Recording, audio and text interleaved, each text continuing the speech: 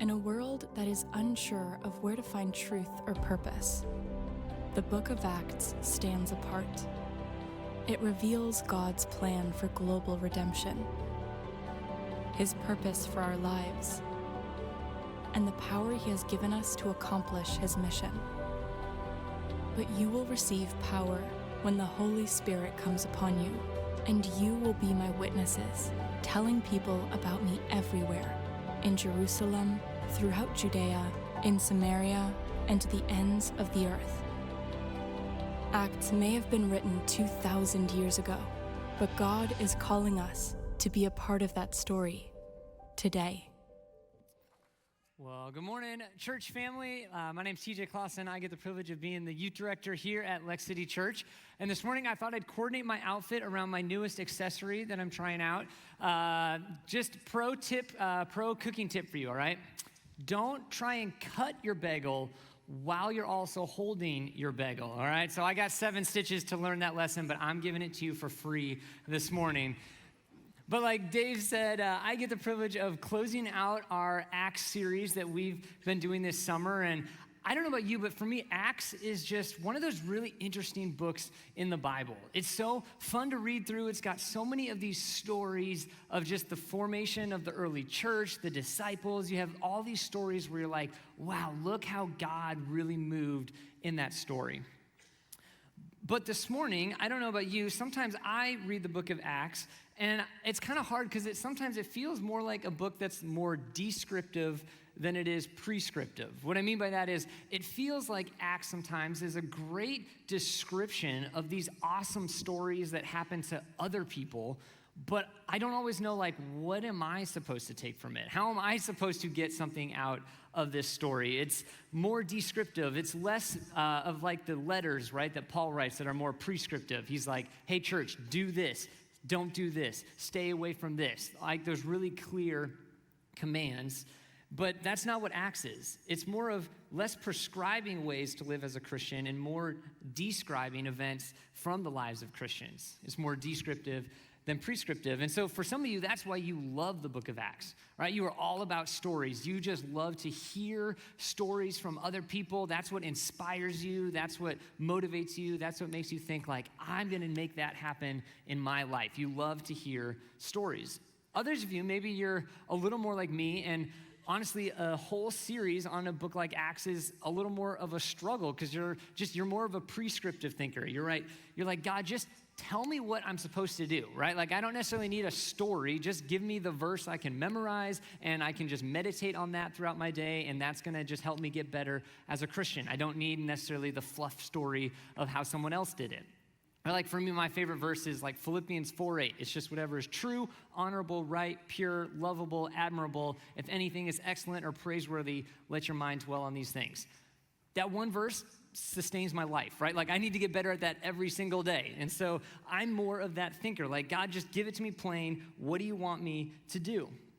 But what I love about our Bibles is that it has both in it, right? Because I'm obviously being extreme. We need both stories and the prescriptive teachings. The do this, the don't do this is really clear. It's really helpful. It trains us in how to go about our lives. But then the reality is stories are so powerful for us. God created us as relational beings. We love to hear stories. We love to hear what God is doing in someone else's life because it encourages us of what He can be doing in our lives. We learn through stories, we're inspired through stories, we're warned through stories, we're reminded of God's provision through stories. As human beings, we're captivated by stories. Right, that's why Barbenheimer was the thing this past weekend, right? If you missed it, last Friday, 2 movies came out on the same day, all right? You had Oppenheimer, Christopher Nolan's take on the atom bomb, and on the same day, the Barbie movie came out, okay? And so what people were doing on the first 2 days, Friday and Saturday, 200,000 people bought tickets to see both Barbie and Oppenheimer back to back in the same day. Why? Because they wanted the bipolar experience of stories and storytelling because we are captivated by stories. And so this morning, I want to close our series of Acts with the last great epic story that we get from the life of Paul. And whether you're more of a prescriptive thinker or you're more of a descriptive thinker, I hope for this morning you'll let yourself just be captivated, intrigued, interested in this story that we get passed down to us from the life of Paul. So today we're going to be in Acts chapter 27. If you're new to Lex City, you can just go to lexcity.info, search that on your phones, and you can find all of the message notes there, anything you need to know for Lex City. That is your home. If you have a student, sign them up for our last summer event, our all-day Kings Island trip happening next week. But for today, go to message notes. You can follow along. But as we get into Acts, as you read through the book of Acts, you see this amazing conversion story of this Jewish Pharisee named Paul. And we get that in chapter 9. And then pretty much from chapter 13 on, he is really the central character or the central person that we get stories from in the book of Acts. He goes on kind of his 3 missionary journeys. If you've been with us, you've probably seen all the different maps of his missionary journeys throughout this series. But Paul goes and he takes the gospel first to Judea and then Galatia, and then he gets to Asia and then Macedonia, and then in the orange, he gets it all the way out to Rome. And that's the story that we're going to look at today, Paul's trip to Rome. And I put that map up there because if you're geographically challenged like I am, I want you to realize how far it was for Paul to get all the way from Israel to Rome. And it wasn't this luxury trip, right? Paul's not taking Carnival Cruise and just enjoying the sea. He is as a prisoner moving from Israel all the way to Rome. In fact, the only reason Paul is going to Rome is because he was arrested for stirring up a riot in the temple for teaching that Jesus was the Messiah. And in order to save his life, he appeals to have his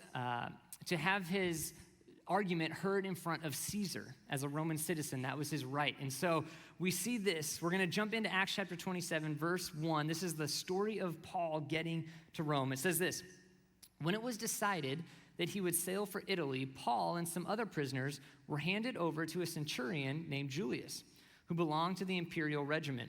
We boarded a ship from Adramyttium, about to sail for ports along the coast of the province of Asia, and we put out to sea. Verse 8, we moved along the coast with difficulty, came to a place called Fair Havens near the town of Lasea. Much time had been lost, though, and sailing had already become dangerous because by now it was after the Day of Atonement. So Paul warned them, men, I can see that our voyage is going to be disastrous and bring great loss to ship and cargo and to our own lives as well. But the centurion, instead of listening to what Paul said, followed the advice of the pilot and the owner of the ship. Verse 15, the ship was caught up by a storm and could not head into the wind, so we gave way to it and were driven along. We passed to the lee of a small island called Cauda, and when we were hardly able to make it the lifeboat secure. So the men hoisted it aboard, and then they passed ropes under the ship itself to hold it together because they were afraid we would run aground on the sandbars of Syrtis. They lowered the sea anchor and let the ship be driven along. We took such a violent battering from the storm that the next day they began to throw over cargo. On the 3rd day, they threw the ship's tackle overboard with their own hands. And when neither sun nor star appeared for many days and the storm continued raging, we finally gave up all hope of being saved. Verse 33, just before dawn, Paul urged them to eat. For the last 14 days, he said, you have been in constant suspense, have gone without food. You haven't eaten anything, and so I urge you, take some food. You need it to survive. None of you will lose a single hair from his head. After he said this, he took some bread and gave thanks to God in front of them all, and he broke it and began to eat. They were all encouraged and ate some food for themselves. Keep going to verse 39. When daylight came, they did not recognize the land, but they saw a bay with a sandy beach, and so they decided to run the ship aground if they could. But the ship stuck a sandbar and ran aground. The bow stuck fast and would not move, and the stern was broken to pieces by the pounding surf. The soldiers planned to kill the prisoners to prevent any of them from swimming away and escaping, but the centurion wanted to spare Paul's life, and so he kept them from carrying out their plan. He ordered those who could swim to jump overboard first and get to land, and the rest would get there on planks or on other pieces of the ship. In this way, everybody reached land safely. You might think, wow, that's an intense story. Thanks for sharing that, TJ. But guess what? It gets even more intense, all right? In chapter 28, it says this. We'll close it here. 28 verse 1, once safely ashore, we found out the island was called Malta. The islanders showed us unusual kindness. They built a fire and welcomed us because it was raining and cold. So Paul gathered a pile of brushwood, and as he put it in the fire, a viper, driven out by the heat, fastened itself onto his hand. When the islanders saw the snake hanging from his hand, they said to each other, "This man must be a murderer, for though he escaped from the sea, the goddess Justice has not allowed him to live." But Paul shook the snake off into the fire and suffered no ill effect. The people expected him to swell up and suddenly fall dead, but after waiting a long time and seeing nothing unusual happen to him, they changed their mind and said he was a god. And then we see 3 months later, they get boarded onto another ship that was leaving this island towards Rome.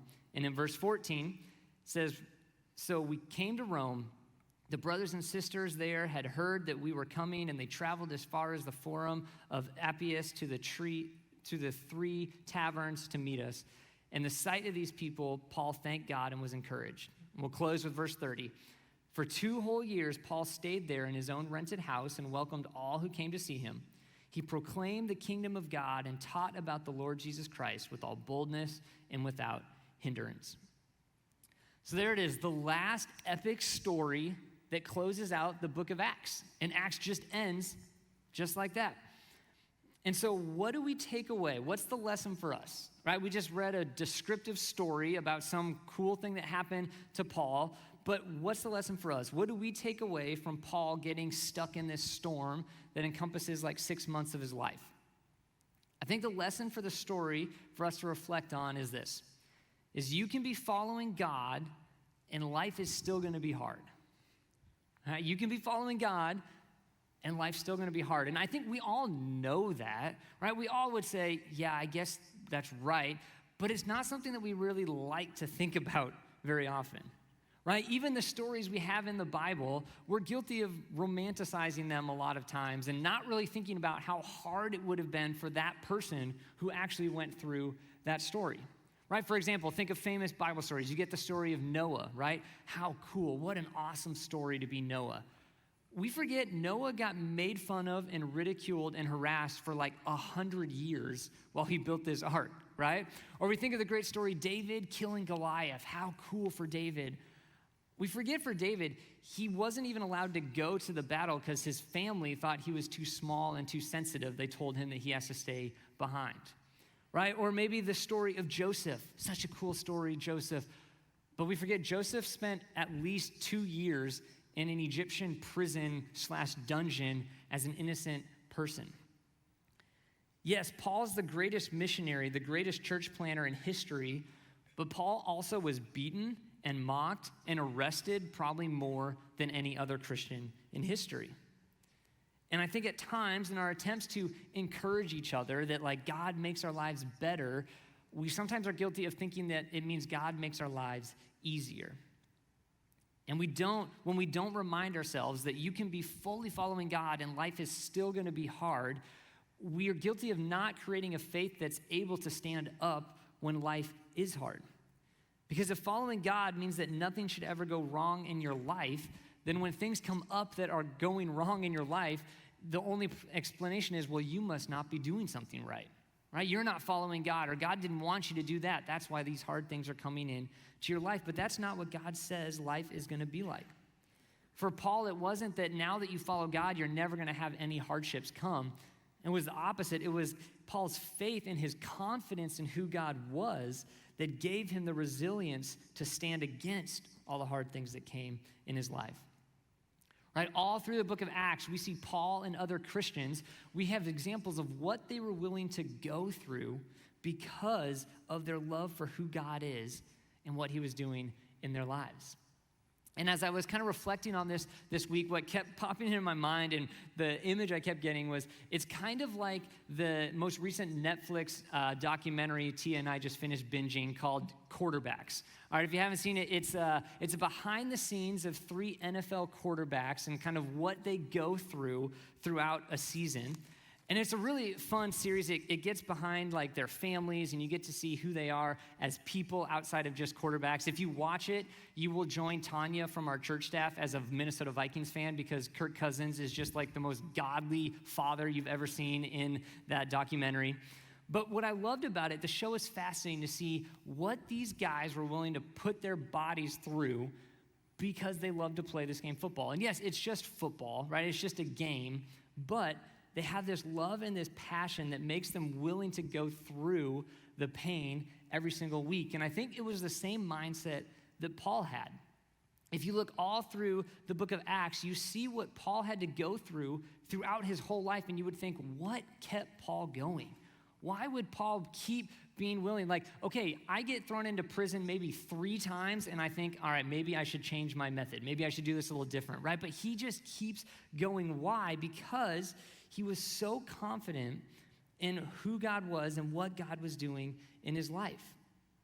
Yes, Paul was planting churches all over the place, but half the time we forget he's running for his life from town to town because he keeps getting driven out by mobs who are angry that he's teaching that Jesus is the only way to heaven.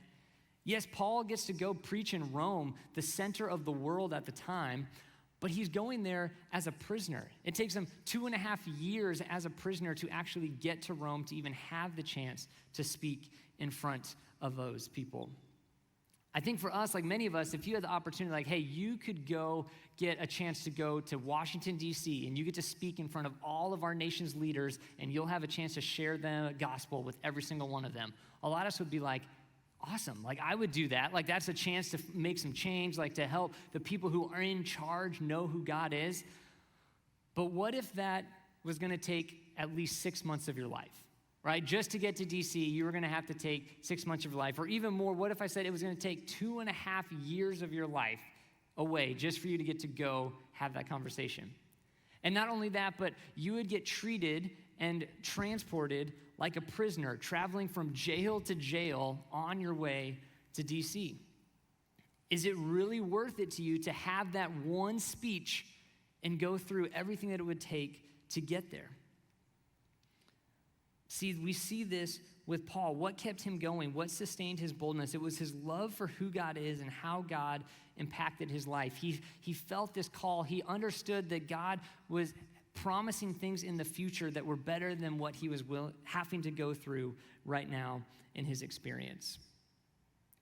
And so Paul really understood that struggles with God is actually more satisfying and purposeful than an easy life without God. That you'll get to experience a love and a purpose that is so great and so much greater than any hardships you're going to face compared to what you get to experience with God. But again, don't hear that and just immediately gloss over the story of Paul, right? This is still a pretty miserable experience for Paul. He's a prisoner. His trip is moving painstakingly slow. He finds himself in a storm in the middle of the sea for 14 days straight. He's at sea being bombarded by the storm. His ship eventually wrecks. He has to swim to safety, or maybe he can't swim and he has to hold on to some part of the ship to get to safety. And then he finally makes it and he gets bitten by a venomous snake. And then he's loaded back onto a different ship, taken to Rome. And even when he gets to Rome, he never is actually truly free again. He lives under a house arrest kind of system while he's in Rome. This story is not a story of look how great your life is going to be if you follow Jesus. In fact, there's really nothing about Paul's story to envy. Like, there's no part of me that goes, sign me up for that life. Like, that's not what I would want to be a part of. But the inspiration of the story is really, look what Paul was willing to go through because of the faith that he had. And the encouragement is you have that exact same faith in you, and you are using it in your life. So what do we do when we need to be reminded of that truth that we can be following God, but life is still going to be hard? Let me just give you 3 things from the Netflix quarterback documentary, all right, that are also true of Paul and I think need to be true of us spiritually. All right, the first is this. The first thing to do when we need to be reminded that we can be following God, but life is still going to be hard. One is remember to steward God's call. All right, Vikings quarterback Kirk Cousins, he says this about his inspiration for why he does it, why he plays football. He says, I feel God has given me a gift and I want to steward it the best I possibly can. That's his motivation, the motivation that makes the pain, the sacrifice, the stress, the ridicule worth it each season for Kirk is he feels that God's given him this unique ability to be one of the best guys to be able to be a quarterback in the NFL, and he wants to use that platform and steward it well because he feels God is calling him to do that. And I think Paul would answer really the same way. God had given Paul this call, this mission, that he was going to share the gospel with people who had never heard it, that he was going to get to go to the ends of the earth, to get to go to Rome. And that was his encouragement of, I'm going to steward this call well. He was willing to go through whatever storms he needed, whatever prisons he needed, whatever hardships were going to come so that he could steward that call. So the question is, do you feel like you know what God's call is on your life? Do you trust that call? Do you believe that call? Is that call the thing that you filter everything through? Is it strong enough to weather the storms and the trials that are going to come up as you try and follow God's call for your life? Now, really quick, I also think that not every inconvenience that comes into our life is the enemy's attempt to get you off of what God's called you to do, okay? In fact, I'd say most of the things we deal with are honestly they're just consequences of either our own sinful decisions or other people's sinful decisions or just living in an imperfect world, right? Like earlier this week, your barista messed up your coffee at Starbucks and you were like, not today, Satan. You're trying to get me off my game, so I'm not going to be a witness. Like, no, your barista probably just made a mistake, all right? Maybe my sermon was going to be so good today that Satan tried to cut off my finger. No, probably not. I probably just wasn't paying attention and using a knife, all right? Not everything that comes into your life is like this is trying to get you off of God's call for your life. Now, I definitely believe that spiritual warfare is real, that there are things that come into our lives, that the enemy does try and distract us from what God calls us to do, but we have to use discernment, right? Not every bad thing that happens is a personal attack on your call for your life, and not every bad thing that happens is evidence that you're not following God, right? If we think that to follow God means nothing goes wrong, then anytime something goes wrong, you're like, well, then I must not be doing what God wants, and that's not the truth either. You can be following God, and life can still be hard. God's call on your life is not going to stop hardships from coming into your life. It's going to give you a purpose and a comfort to push through those as they come in your life. It's the comfort that you aren't alone, that good can come from this, that you are stewarding God's call in the middle of this. And so, do you have confidence in God's call for your life? If you do, then awesome. Walk in confidence in that. Through the good and the bad, know I am stewarding what God called me to do in this situation. Maybe you're here and you're like, I don't feel like I know what God's call is for my life. How do I find that? Two things you can do. First, have you asked God about it? Do you have a relationship with God that you can talk to him, that you can pray to him, that you can say, God, show me, give me direction. Like, I want to know what your call is for my life. If you don't have that, that's step one. And I'd encourage you today, like, don't leave this place without talking to someone about how can I have that type of relationship, that God would tell me what he wants for my life. If you don't have a sense, find it. If you don't have a sense for your call, so that's the first thing, have a relationship with him. The second thing is I'd encourage you, stay in community or get in community. Pastor Dave just talked about life groups that are going. This get volunteering or get in a life group is the best way because God a lot of times gives us direction and speaks to us through people who know us and care about us. And so get in community and allow God to speak to you through others. But that's the first. Amidst the hardships of life, have confidence that you are stewarding God's call in those situations. Second truth is this from quarterbacks. All right, one of the quarterbacks says this, I guess part of me kind of likes getting hit. And that has to be true. If you play football, there's a weird part of you that has to like getting hit. That is why I did not like football, all right? Like even defense hurt for me. Even in high school, like 0% body fat, all right? If I'm tackling you, I'm the one getting hurt. And so it wasn't the sport for me. But there's a reality, you kind of have to like it. So spiritual bullet point of that is this, consider trials as joy. Consider trials as joy. And if you've been in church, your mind probably pops to the well-quoted verse from James, right? James 1:2. Consider it pure joy, my brothers and sisters, whenever you face trials of many kind. Why? Because you know that the testing of your faith produces perseverance. There's a reality that when you have a relationship with God, you can find joy even going through trials because you aren't hopeless in them. They're actually opportunities for you to grow your faith. In fact, a lot of us are guilty of it's not even until things are going wrong that we're reminded that we need God in our life, right? That it's only when things go wrong that we are even willing to be like, okay, I can't do this, God, I need your help. And so in that sense, we need trials to have those opportunities to trust and to see God provide. And so no, I don't think Paul was happy, right, to be in a fierce storm for 2 weeks. I don't think Paul was happy to be stranded on an island. I don't think Paul was hoping that he would get bit by a snake, right? But the reality is you don't have to be happy in the midst of your trials. You don't have to be happy to go through financial strain. You don't have to be happy to be dealing with loss right now. You don't have to be happy to be dealing with a sickness in your life, but you can find joy. Because joy is tied more to hope and confidence in who God is, that in this situation that you're in, as much as you don't want to be in it, that you can trust God will bring good from it. And even when you sit there and you see no possible way that there could be any good that would come from the situation, that's where our faith is grown and our confidence is God is grown. And so in that instance, consider trials as joy. There can be a little excitement in you when you face trials because you know, okay, this is my chance to have my faith grow. I'm not happy about it. I'm going to pray that God gets me out of this as fast as I can, but I know that I can trust him in it because there's a small part of me that knows there's going to be a positive effect in the long run. God is either teaching me something or he's using me, and I can trust that he is good. And so in that sense, I consider trials as joy.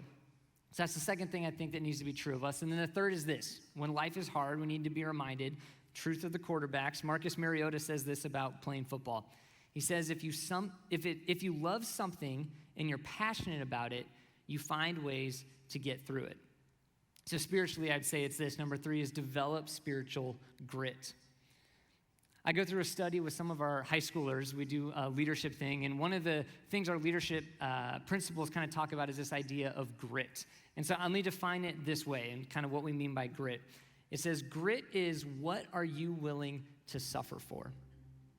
That's what a true passion is, what a true love is for something. Not what makes you happy, not what is fun, but what do you love so much you would suffer for it?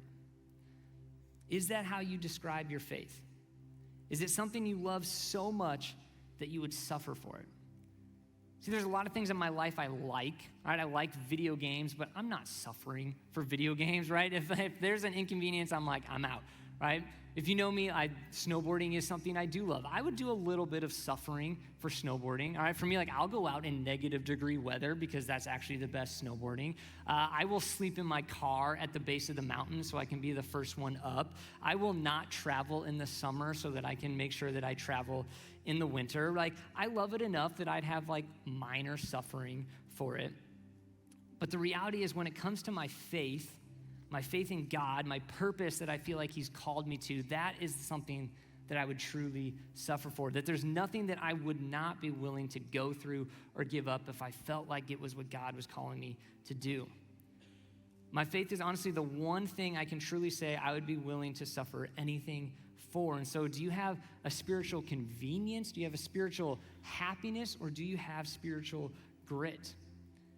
Faith can't be just something that you like or something you enjoy. It has to be something so core to you that you would say, I would be willing to suffer for that. That's what a spiritual grit really is. And I think these are 3 things that we see in Paul. When he's following God's life and it's still hard, he's stewarding God's call, he's considering his trials as joy, and he has spiritual grit. I think these are things that define Paul throughout his whole life, that we see all through Acts, but even in this final story. What do we get this final story passed down to us? I think it's a evidence to us It's an encouragement to us that the faith he has is the same faith that we can have. And if life was not perfect for Paul, who was following after God, life is not going to be perfect for us. That's not the promise of life with God. The promise is that life is going to be hard, but you're not going to be alone, and it's not going to be purposeless if God is part of your life. You can be following God, and life is still going to be hard. But that's how you know you truly love something. Not if it makes you happy, but if it's something you're willing to suffer for. And if that's the kind of faith you have, you'll have a life of great impact like that of Paul's. Let me pray for us. God, thank you just for the truth of your word. And you give us these stories in Acts to inspire us and encourage us that you work in our lives the same way that you have in those who followed you before us. God, forgive us at times when we believe the lie that to follow you means you're going to make our lives easy.